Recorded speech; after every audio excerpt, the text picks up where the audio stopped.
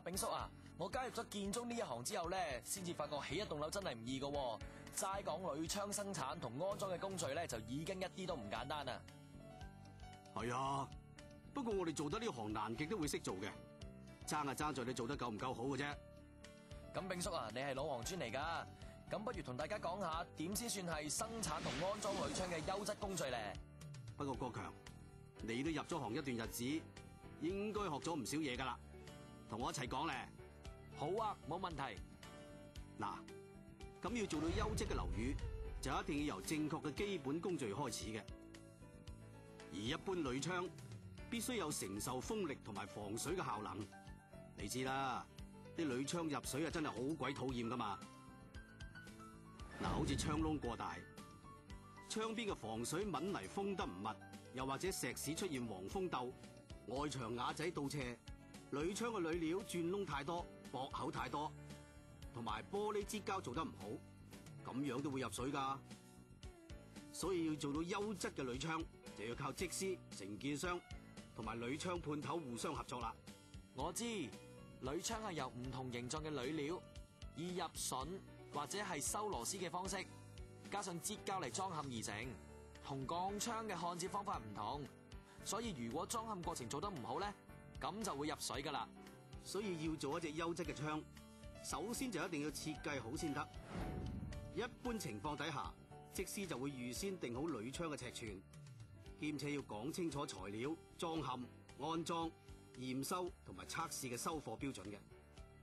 等配好料之後咧，就要放大樣，準備施工圖則、計算力學，仲要呈交樣板同埋圖則俾則師批核噶。冇錯啦。咁至於講到喺結構上嘅設計咯，工程師就要因應受風嘅強度，相應加大鋁件嘅組合係數，即係 sectional modulus。嗱，另外咧仲要將鋁壁加厚，咁樣啲鋁料啊先至唔會因為受風而變形嘅。咁至於窗口式冷氣機位嘅設計咧，就最好有石屎簷篷做承托同遮蓋，同埋有做好石屎面計大約75mm 高嘅機仔做擋水啦。而機仔記得一定要同窗台一次過落石屎至好啊，唔係啊就會有裝位噶啦。而承建商同埋鋁窗判頭咧，仲要集齊有關嘅施工圖則，好似施工章程啦、最新屋宇署批准圖則、則師平面圖、橫切面圖、結構圖同埋大樣圖，裏邊仲要包括埋鋁窗嘅泥水收口圖嘅。另外仲要將各項文件同埋設計呈交俾則師審批，例如建議施工方法、力學計算、施工圖則，好似企身圖啦、橫直切面圖、大樣、水線大樣、生窗同埋梗窗大樣，都要有齊晒磨耳距離、窗嵌件尺寸、石屎窿尺寸、窗離地台高度、玻璃字口大細，同埋各樣配件安裝嘅資料先至得噶。至於材料方面呢，承建商同埋鋁窗判頭咧就要呈交有關樣板，即係 sample board 俾則師審批，包括磨耳啦、螺絲、子彈釘、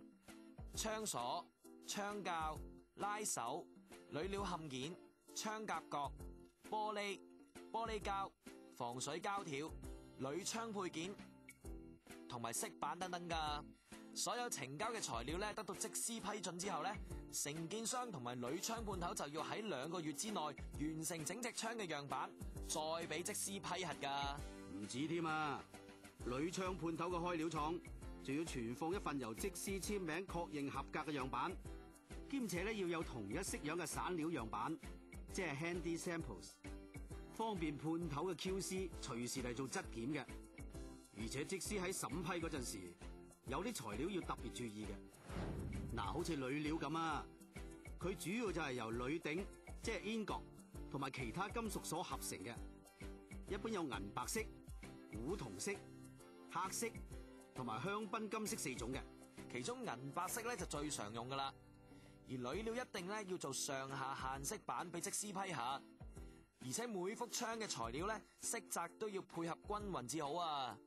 仲有啊，優質嘅鋁窗鋁料係唔應該混有其他雜質嘅，而表面咧就一定要色澤光潤，咁通常一般都冇線紋嘅。另外就梗係唔可以有微粒同埋窿仔啦。而玻璃咧種類就有好多噶，例如有清玻璃啦、有色玻璃、夾心玻璃、強化玻璃，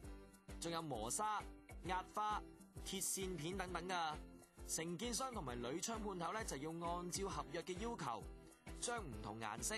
尺寸、厚度嘅玻璃樣板咧，同埋有關嘅玻璃來源證、測試證書，又或者測試報告、出廠證明書等等嘅文件，呈交俾則師批核至得噶。最後講到接膠咯，梗係要得到則師批准至得啦。但係一般都會用中性嘅膠較多嘅，準備好晒啦，就到鋁窗廠內嘅加工噶啦。